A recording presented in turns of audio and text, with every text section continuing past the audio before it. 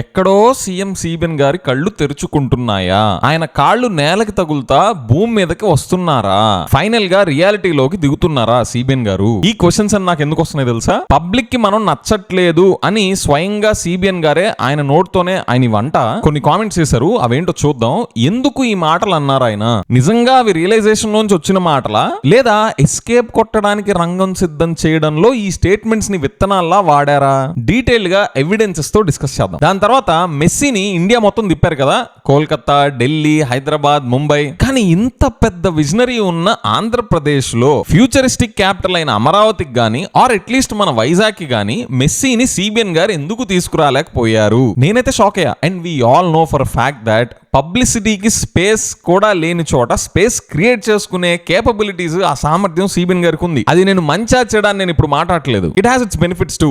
So అలాంటి visionary అని చెప్పుకునే సిబిఎన్ గారు ఇలాంటి అవకాశాన్ని ఎలాగ వదిలేశారు, ఎందుకు వదిలేశారు? నేను షాక్ అయ్యా. సో నేను నా సోషల్ మీడియా హ్యాండిల్స్ లో మీతో ఒక పోస్ట్ షేర్ చేసుకున్నా. మెస్సీ అమరావతికి వచ్చుంటే ఏమై ఉండేది అని. చాలా ఇంట్రెస్టింగ్ కామెంట్స్ పెట్టారు దానికి. వాటిని సరదాగా కాసేపు డిస్కస్ చేసుకుందాం. అవి చూసాక మనం రూపాయి దగ్గరికి వద్దాం. For the first time ever $1.91 అయింది. ఇంత దారుణంగా రూపాయి విలువ పడిపోవడం ఇదే ఫస్ట్ టైం ఎవర్. ఇక్కడ ఇంకా కన్సర్నింగ్ విషయం ఏంటంటే ఈ పతనం 91 రూపీస్ దగ్గర ఆగదు, 95 రూపీస్ కూడా వెళ్ళబోతుంది ఈ రానున్న నెక్స్ట్ 12 months లో అని ఎక్స్పర్ట్స్ అంటున్నారు. దీని వెనక రీజన్స్ ఏంటి అని మనం అందరం ఖచ్చితంగా తెలుసుకోవాలి. మన జాబ్స్, మన ఇన్కమ్స్, మన హౌస్ హోల్డ్ ఫైనాన్సెస్ అన్ని ఇంపాక్ట్ కాబోతున్నాయి. అవి డిస్కస్ చేసి ఈ ఎపిసోడ్ ని కంక్లూడ్ చేద్దాం. Hi, this is Vijay Kesari and welcome to Andhra podcaster, where we discuss questions, perspectives and possibilities focused on development of Andhra.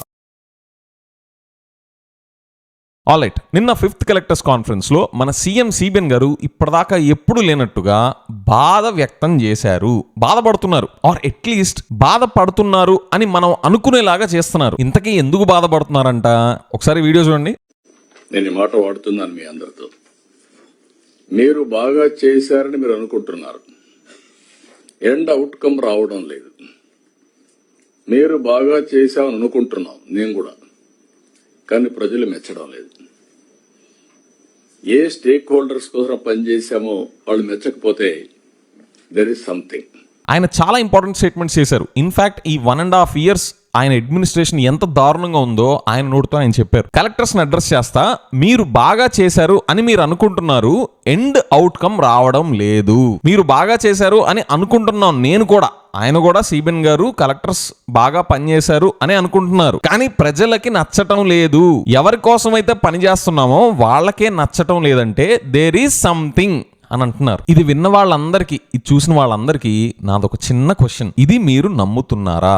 CBN గారు చేసిన స్టేట్మెంట్స్ నమ్ముతున్నారా? ఇది ఊరికే ఎస్ ఆర్ నో అని చెప్పేసి క్వశ్చన్ కాదు నేను అడిగింది. కేర్ఫుల్ గా ఆలోచించండి. నేనైతే నమ్మట్లేదు, నేను ఆషామాషిగా నమ్మట్లేదు అని చెప్పట్లేదు. Here me out. నేను ఆయన చెప్పింది నమ్మకపోవడానికి ఫస్ట్ రీజన్, ఈ మీటింగ్, ఈ 5th కలెక్టర్స్ కాన్ఫరెన్స్ జరిగే కరెక్ట్ గా వారం 10 రోజుల ముందే ఆయన ఒక ప్రెస్ మీట్ పెట్టారు, గుర్తుందా? ఆ ప్రెస్ మీట్ లో చేతిలో డప్పు లేకుండా చాలా పెద్ద టమ్కి వేశారు, గుర్తుందా? మేము అద్భుతంగా పనిచేస్తున్నాం, రాష్ట్రం దూసుకెళ్లిపోతుంది అని లెక్కలు చూపించారు, గుర్తుందా? మా అడ్మినిస్ట్రేషన్ లో ఆంధ్రప్రదేశ్ జిఎస్టిపి దూసుకెళ్లిపోతుంది, తలసరి ఆదాయం దూసుకెళ్లిపోతుంది, మేమే ఉంటే బ్రహ్మాండం బద్దలైపోయి ఉండేది అని చెప్పి టమ్కి వేసుకున్నారు, గుర్తుందా? Q2 నంబర్స్ చూపించి Andhra Pradesh economic growth is showing a strong upward trend, out performing the national average.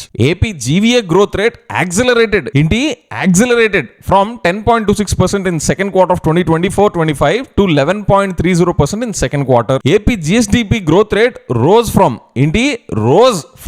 10.17% to 11.28% అని ప్రెస్ వాళ్ళని కూర్చోబెట్టి ప్రెస్ వాళ్ళకి ఏమీ తెలీదు అనేలాగా. ఇవన్నీ కూడా మీరు కూడా ప్రెస్ వాళ్ళు కూడా చాలా వరకు అంత డెప్త్ పోరు, మీరు ఏదో రాసేస్తా ఉంటారు. So I want to place before you so that people should have idea. Press వాళ్ళంత డీప్ గా పోరు, ఏదో రాసేస్తా ఉంటారు అన్నారు కదా. సిబిఎన్ సార్ ఇన్ని డబ్బాలు వేసుకున్నారు కదా, ఇంత సెల్ఫ్ డబ్బా కొట్టుకున్నారు కదా, మరి అవుట్కమ్స్ రావట్లేదు అంటున్నారు ఏంటి సార్? అవుట్కమ్స్ రాకపోతే మరి మీరు అంత డబ్బా కొట్టుకుంటా చెప్పిన లెక్కలేంటి? కాకి లెక్కల? మీ లెక్కల్లో బ్రహ్మాండంగా స్టేట్ దూసుకెళ్లిపోతుంది అని వారం 10 రోజుల ముందే కదా సార్ మీరు చూపించింది. మరి ఇప్పుడేంటి? ఇందుకనే కదా సార్ మీరు ఆ టమ్కి వేసినప్పుడు, సార్ మీరు క్రిటికల్ ఫిగర్స్ ని దాచేసి దొంగ పోలీస్ ఆట ఆడుతున్నారు ఏంటి అని చెప్పి అడిగింది ఇందుకే కదా సార్. ఇందుకనే కదా మిమ్మల్ని జగన్ గారు ఎస్టిమేట్స్ తో కాకుండా కాగ్ లెక్కలతో ఛాలెంజ్ చేసింది. కాకపోతే ఆయన ట్వీట్స్ తో యుద్ధం చేస్తారు, అది వేరే విషయం. సో మీరు వారం రోజుల ముందు టమ్కీ వేసింది ఏంటి, ఇప్పుడు కలెక్టర్స్ ముందు కుయ్యో ముర్రో అంటుంది ఏంటి? ఇంకా ఏమంటారు సార్ కలెక్టర్స్ ని? మీరు బాగా చేశారు అని అనుకుంటున్నాం నేను కూడా, కానీ ప్రజలకి నచ్చటం లేదు సార్. ఈ పరిస్థితి ఎప్పుడు పడుతుందో తెలుసా? మీ కలెక్టర్స్ బాగా పనిచేస్తున్నారు అని మీరు అనుకోవడం ఒకటి, కానీ అది ప్రజలకి నచ్చటం లేదు అంటే యాజ్ అ సీఎం పబ్లిక్ కి ఏం కావాలో మీకు తెలియకపోవడం. పాపం అక్కడ కలెక్టర్లంతా మీకు కావాల్సిందే చేయించి వాళ్ళని రుబ్బుతున్నారు, వాళ్ళు కూడా మీరు చెప్పింది చేస్తున్నారు, కానీ అవి పబ్లిక్ కి నచ్చట్లేదంటే, అవుట్కమ్స్ రావట్లేదు అంటే ప్రాబ్లం ఎక్కడుంది సార్? కలెక్టర్స్ దగ్గర ఉందా? కలెక్టర్స్ అనే వాళ్ళు వెహికల్స్, గవర్నమెంట్ మెషినరీ వాళ్ళు. మీరు ఎటు తిప్పితే వాళ్ళు అటు తిరుగుతారు. మీరు లెఫ్ట్ వెళ్ళమంటే లెఫ్ట్ వెళ్తారు, రైట్ వెళ్ళమంటే రైట్ వెళ్తారు. మీరు స్లోగా వెళ్ళమంటే స్లోగా వెళ్తారు, ఫాస్ట్ గా వెళ్ళమంటే ఫాస్ట్ గా వెళ్తారు. వాళ్ళు జస్ట్ వెహికల్స్. ఎటు వెళ్ళాలి అనేది మీ చేతుల్లో ఉంటుంది as a CM in a democracy. So collectors పని చేస్తున్నారు అని మీరు కూడా అంటున్నా, పబ్లిక్ కి అది నచ్చట్లేదు అంటే మీరు తీసుకెళ్లే డైరెక్షన్ పబ్లిక్ కి నచ్చే వైపు లేదు. అయినా సార్ మనలో మన మాట, మీరు వేల కోట్లు తీసుకొచ్చి పనికిరాని పబ్లిక్ కి అవసరం లేని ప్రాజెక్ట్స్ మీద ఖర్చు పెడతా ఉంటా, మళ్ళీ పబ్లిక్ కి నచ్చట్లేదు అని షాక్ అయిపోతా ఇలాగ స్టేట్మెంట్ చేస్తే ఏం లాభం సార్? మీకు అవసరం ఉండొచ్చు, కానీ డబ్బులన్నీ తీసుకొచ్చి పబ్లిక్ కి అవసరం లేని ప్రాజెక్ట్స్ మీద పెడుతుంటే కలెక్టర్స్ కూడా ఏం చేస్తారు? మీకు చిన్న ఎగ్జాంపుల్ ఇస్తా. మన స్టేట్ డెవలప్మెంట్ సంబంధించి మన స్టేట్ లో ఎన్నో ఇరిగేషన్ ప్రాజెక్ట్స్ ఉన్నాయి. వాటి మీద ఖర్చు పెడితే బోలెడంత మందికి హెల్ప్ అవుతుంది. మన స్టేట్ జిఎస్డిపి పెరుగుతుంది, తలసరి ఆదాయం కూడా పెరుగుతుంది, అండ్ మిమ్మల్ని జనాలు కూడా పిచ్చిగా మెచ్చుకుంటారు. కానీ మీ ధ్యాస దేని మీద ఉంది సార్?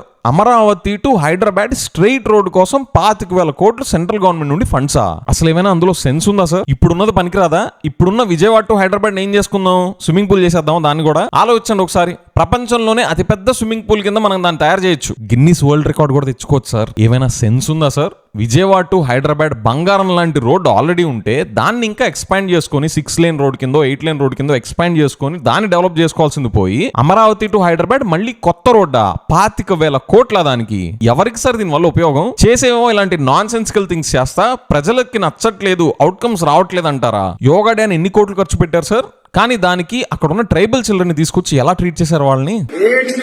గిరిజనులు అంటే ఇంత దారుణమా?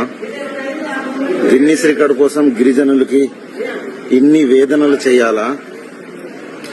ఇంత దారుణంగా ఉన్నారా? పాపం వాళ్ళకి పరుపులు లేవు, దిళ్ళు లేవు, దుప్పట్లు లేవు. అంత దారుణమైన పరిస్థితిలో మీ పిల్లల్ని అయితే ఉంచుతారా సార్? పాపం వాళ్ళని అలా తీసుకొచ్చి మీ ఈవెంట్స్, మీ ఫోటోలు, మీ వీడియోల కోసం వాళ్ళని అలా తీసుకొస్తా మళ్ళీ వాళ్ళు వాళ్ళ పేరెంట్స్ మిమ్మల్ని మెచ్చుకోవాలా? ఇలాంటి ఎగ్జాంపుల్స్ చెప్పుకుంటా పోతే ఇంకో వారం పట్టుద్ది. ఇలాంటి పనులు చేస్తా మళ్ళీ కలెక్టర్స్ మీద పడతారా? వాళ్ళు మాత్రం ఏం చేస్తారు సార్? మీరు కార్ ని చెన్నై వైపు డ్రైవ్ చేస్తా వైజాగ్ వెళ్ళట్లేదు ఏంటి అని కార్ని అడిగితే కార్ ఏం చేస్తారు సార్? నాకెందుకో దీని అంతరార్థం రేపు రానున్న రోజుల్లో కలెక్టర్స్ ని బలిపశువులు చేయడానికి రంగం సిద్ధం చేస్తున్నారా అనే క్వశ్చన్ తడుతుంది. మీరే జూమ్ అవుట్ చేసి చూడండి. అసలు ఈ పంచాయతీలన్నీ పబ్లిక్ కి తెలిసేలాగా కెమెరాస్ పెట్టి ఎందుకు చేస్తున్నారు సిబిఎన్ గారు? ఇది ఎలా ఉందంటే, ఒక కస్టమర్ షాప్ లోకి వెళ్ళి అక్కడ ఓనర్ తో, ఏమండి మీ ఎంప్లాయీ సరిగ్గా ఎక్స్ప్లెయిన్ చేయట్లేదండి, మీకున్న నాకు కావాల్సిన రిక్వైర్మెంట్ గురించి కానీ మీ ప్రొడక్ట్స్ గురించి కానీ మీ ఎంప్లాయీ సరిగ్గా ఎక్స్ప్లెయిన్ చేయట్లేదండి అని ఓనర్ తో అంటే, ఓనర్ వచ్చి రే సరిగ్గా చూపించు అని గట్టిగా అరుస్తా షో చేసి కస్టమర్ వెళ్ళిపోయాక అదే ఎంప్లాయీకి కన్ను కొట్టాడు అనుకోండి. దానివల్ల కస్టమర్ హ్యాపీ, అబ్బా నేను చెప్పగానే ఓనర్ రియాక్ట్ అయ్యాడు అని కస్టమర్ హ్యాపీ, ఎంప్లాయీ కూడా హ్యాపీ. ఇది ఒక స్టంటే, మా ఓనర్ చేసింది ఇది ఒక స్టంటే, నిజం కాదు అని ఎంప్లాయీ కూడా హ్యాపీ. ఇక్కడ కూడా నాకు ఇదే అనిపిస్తుంది.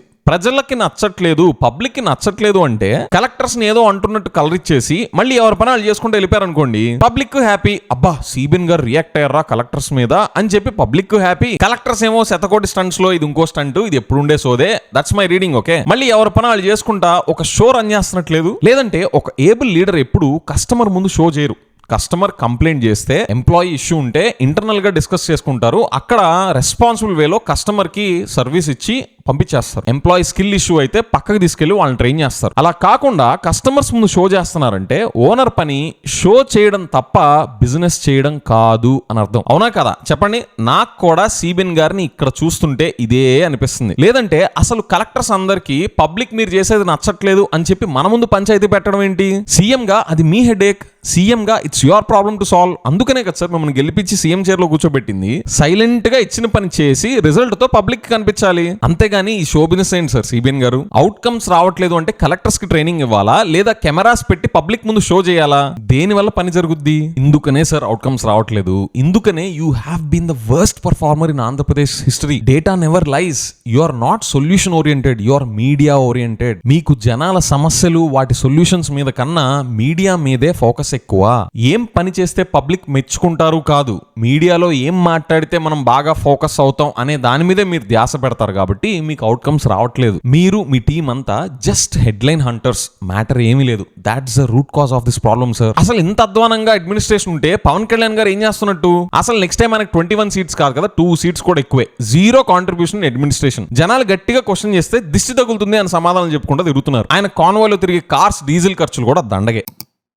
నా మెస్సీ దగ్గరికి వెళ్దాం. మెస్సీ వచ్చి హైదరాబాద్, ఢిల్లీ, ముంబై, కోల్కతా ఇవన్నీ తిరిగారు కదా. కానీ ఇంత పెద్ద విజనరీ ఉన్న ఆంధ్రప్రదేశ్ లో ఫ్యూచరిస్టిక్ క్యాపిటల్ అమరావతికి గానీ ఆర్ అట్లీస్ట్ మనం వైజాగ్ కి గానీ సిబిఎన్ గారు మెస్సీని ఎందుకు తీసుకురాలేకపోయారు? నేనైతే షాక్ అయ్యి మెస్సీ అమరావతికి వచ్చుంటే ఏమై ఉండేది అని మీతో ఒక పోస్ట్ షేర్ చేసుకుంటే మీరు చాలా ఇంట్రెస్టింగ్ కామెంట్స్ పెట్టారు. వాటి మీద ఒకసారి చూద్దాం. ఇంకో 20,000 acres ఫుట్బాల్ ట్రైనింగ్ అని ఫీఫా వరల్డ్ కప్ కండక్ట్ చేయడానికి ల్యాండ్ పూలింగ్ పెట్టేవాళ్ళు. ఎస్, నేను దీంతో పూర్తిగా ఏకీభవిస్తున్నాను. ఇంటర్నేషనల్ ఫుట్బాల్, ఇంటర్నేషనల్ స్టేడియం కట్టాలి అని చెప్పి ఆ 20,000 acres ల్యాండ్ పూలింగ్ అడిగి ఉండొచ్చు. దానికి ఇన్స్పైర్ అయ్యి ఇచ్చేవాళ్ళు కూడా ఇచ్చుండొచ్చు. నెక్స్ట్, ఒక 1,000 కోట్లు ఖర్చు అయ్యేది పబ్లిసిటీ స్టంట్ కి. పాసిబుల్, మన స్టేట్ లో ఇది పాసిబుల్. చూసాంగా యోగాంధ్ర ఈవెంట్ గానీ మిగతా ఈవెంట్స్ గానీ మనం చూస్తున్నాంగా. అంటే ఆ విజన్ కి ఆ మాత్రం పెట్టకపోతే ఎలా చెప్పండి? Vision is important. Next, Messi అమరావతికి వస్తే ఏమై ఉండేది అంటే నిరంతరం అల్లు పెరుగక తోడుతున్న మోటార్లను చూసేవాడు. చూడండి సార్ సిబిఎన్ గారు, మీరు ఫాస్ట్ గా పనులు కాని వాళ్ళు అక్కడ, లేదంటే ఇలాంటి కామెంట్సే వస్తాయి. పీపీపీ స్కీమ్ కింద ఒక 1,000 acres ఇచ్చేవారు, 1 acre 1 పైసా లాగా. పాసిబుల్. ఇన్ఫాక్ట్ మెస్సీనే వచ్చి పెడితే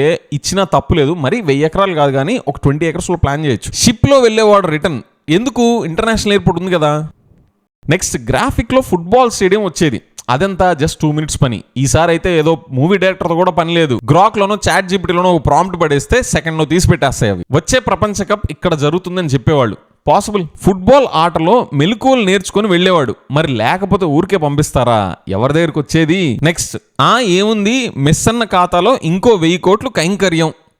నో కామెంట్స్. వచ్చి ఉంటే ఇంకొక 500 కోట్లు ఎగిరేవి, చెట్లు కొట్టాలి కదండి అంట. ట్రాక్ రికార్డ్ చూస్తే ఇది కూడా పాసిబుల్ అనిపిస్తుంది. అమరావతి మెస్సీ మరైజ్ అయి ఉండేది. గుడ్ వన్ అండి. నెక్స్ట్ ది, అమ్మ బాబాయ్ ఈ ఊహే దారుణంగా ఉంది, వద్దన్నా ఇలాంటి ఐడియాస్ దయచేసి పోస్ట్ చేయకండి, కాపీ అయిపోతాయి. అయితే మంచిదే కదండి. I would really love the possibility of international football matches happening in Andhra Pradesh. AP ప్రజలు ఫుట్బాల్ అయ్యేవారు. ఎలాగా? నెక్స్ట్, తమ్ముళ్ళు అసలు అర్జెంటీనా ఫుట్బాల్ ఆడకముందే నేను ఆడినా. అంతెందుకు, ఫస్ట్ ఫుట్బాల్ కూడా నేనే తయారు చేసిన తమ్ముళ్ళు. వీళ్ళు వచ్చి ఇప్పుడు మెస్సీ అంటున్నారు, అప్పట్లో నేనే మెస్సీ తమ్ముళ్ళు. నెక్స్ట్, తమ్ముళ్ళు మీకు తెలుసో లేదో ఒకప్పుడు మెస్సీని నేనే ప్రమోట్ చేశాను, అది నా విజన్. నెక్స్ట్ చూద్దాం. అర్జెంటీనా వీధుల్లో తిరిగి పెరిగినోడిని. ఓహో, ఇది అటేసారా? I got it. Next the, boats వేసి ఊరంతా తిప్పేవాళ్ళు. సిబిఎన్ గారు, spread your work before next train comes అండి. I saw very strong trend on swimming, ships, boats అని. అంటే మీరు పబ్లిక్ పర్సెప్షన్ మీద ఇంట్రెస్టెడ్ గా ఉంటారు కాబట్టి నేను చెప్తున్నాను. నెక్స్ట్, మన పొలిటీషియన్స్ ఫ్యామిలీ అంతా ఫోటో తీసుకునేవాళ్ళు. I saw that. మహారాష్ట్రలో ఇన్సిడెంట్ కూడా చూసారా? అక్కడ మహారాష్ట్ర సీఎం ఫడ్నవీస్ గారు ఆయన పబ్లిక్ ని గ్రీట్ చేస్తే అందరూ బూ చేసిన తర్వాత వెంటనే గణపతి బప్పా మోరియా అని చెప్పి పట్టుకున్నారు. You must actually check out that video. It actually shows how well we are controlled by the politicians. We are literally on their fingertips. Next, ఈయన ఎవరో నన్ను ఇన్వాల్వ్ చేయకండి చారీ గారు అంట. ఓకే అండి.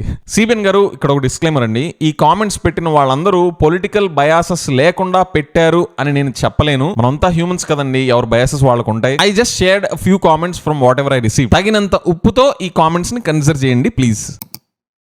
నెక్స్ట్, మనం పడిపోతున్న రూపాయి దగ్గరికి వెళ్దాం. దాని పరిస్థితి ఏంటో చూద్దాం. For the first time ever $1 91 touch అయింది. ఇంతేకాదు, ఇంకా రానున్న 1 year లో 95 రూపీస్ కూడా పడిపోతుంది అనే ఎస్టిమేట్స్ ఎక్స్పర్ట్ షేర్ చేస్తున్నారు. దీని వెనక రీజన్ మనం అందరం తెలుసుకోవాలి. సో రూపీ ఆల్రెడీ ఈ ఇయర్ 4% పడిపోయింది, 95 రూపీస్ కూడా టచ్ అవుతుంది అన్న దానికి రీజన్స్ ఇండియా ఫాలో అవుతున్న ఎక్స్చేంజ్ రేట్ విధానం అండ్ దాన్ని ఇంపాక్ట్ చేసే ఫ్యాక్టర్స్ డీటెయిల్ గా చెప్తాను చూడండి. మన కంట్రీ రూపీ వాల్యూని చాలా డెవలప్డ్ కంట్రీస్ లాగా ఫ్రీ మార్కెట్ కి వదిలేస్తుంది. కానీ ఎప్పుడైతే రూపీ వాల్యూ బాగా పడిపోతుందో అప్పుడు ఆర్బీఐ ఇంటర్ఫీర్ అవుతుంది. ఎస్, మీరు విన్నది నిజమే. India manipulates its currency value. ఇదేమి సీక్రెట్ కాదు. ఆర్బీఐ ఇంటర్ఫీర్ అయ్యి రూపీ వాల్యూను స్టెబిలైజ్ చేయడానికి ట్రై చేస్తుంది. ఎలాగా?